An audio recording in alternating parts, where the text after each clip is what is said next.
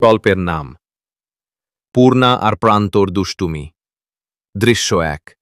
সকালের উঠোনে। পূর্ণা, প্রান্ত, তোমাদের স্কুলের দেরি হয়ে যাচ্ছে।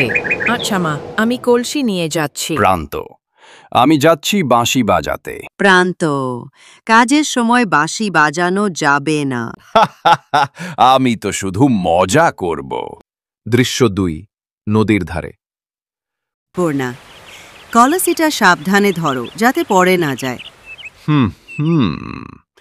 এখন মজা হবে। প্রান্ত চুপি চুপি কলসিটা ঝোপের মধ্যে লুকিয়ে ফেলে।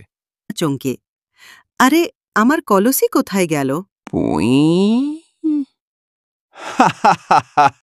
পর্ণা কেঁদে, হায় হায়, মা রাগ করবে এখন। কাকু প্রবেশ করেন। কাকু, কি হয়েছে পূর্ণা? কেন কাঁদছিস? পূর্ণা কান্না ভরায় গলায়, কাকু, আমার কলসিটা হারিয়ে গেছে। হঠাৎ ঝোপের আড়াল থেকে প্রান্তর খিলখিল হাসির শব্দ শোনা যায়। কাকু, হো, এ বুঝি প্রান্তর কাজ। দাঁড়াও, আমি ধরছি।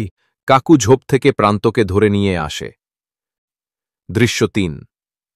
বাড়ির উঠোনে। মা, প্রান্ত, তুই কি দিদির কলসি লুকিয়ে রেখেছিলিস? ভয়ে কাঁপতে কাঁপতে, আমি হ্যাঁ না। মা, এত দুষ্টুমি করলে কিন্তু কালকে ভাত পাবে না। কান্না ভরা গলায়, আর করব না, প্রতিশ্রুতি দিলাম। পূর্ণা হেসে, দেখি কতদিন থাকে এই প্রতিশ্রুতি। শব্দ বর্ণনাকারী, নরম কণ্ঠ। তারপর থেকে প্রান্ত কিছুটা শান্ত হল, কিন্তু মাঝে মাঝে বাঁশি বাজিয়ে পূর্ণাকে ভয় দেখানোর দুষ্টুমি সে কখনোই ছাড়তে পারল না।